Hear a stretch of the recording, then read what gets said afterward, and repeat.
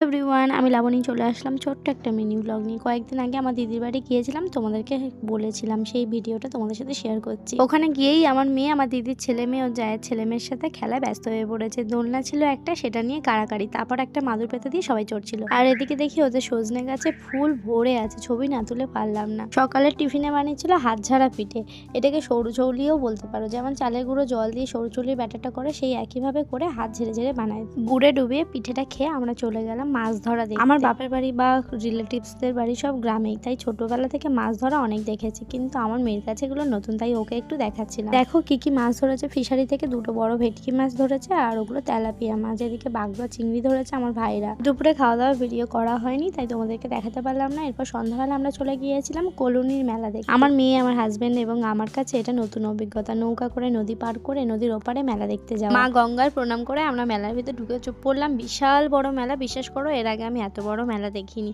কি দোকান নেই, 8 টাকা সেল ছিল, 6 টাকা সেল ছিল। আমি তো কিছু একটা কিনবো, কি কিনবো ভেবে পাইনি। 8 টাকা দিয়ে একটা কৌটো কিনে নিয়ে বাড়ি ফিরেছি। যাই হোক, আমার মেয়ে ওখানে একটু গাড়ি চড়ে নিল। আমি, আমার ভাইয়ের বউ, আমার দিদি, তিনজন মিলে ওই বল খেলছিলাম, কিছুই পাইনি, তিনজনে হেরে গেছি। তারপর ফুচকা খেয়ে নিলাম। ফুচকাটা বেশ ভালোই মাখিয়েছিল। এখানে কিন্তু 10 টাকা 10টা ফুচকা। ফুচকা সাইজ একটু ছোট হলেও খেতে দারুণ। তারপর খেলাম চিকেন পকোড়া, তারপরে মোমো, তারপরে আবার নৌকায় উঠে পড়লাম, নদী পার করে বাড়ি চলে গেলাম। ভিডিওটি ভালো লাগলে লাইক করে দিন, নতুন বন্ধুরা চ্যানেলটি সাবস্ক্রাইব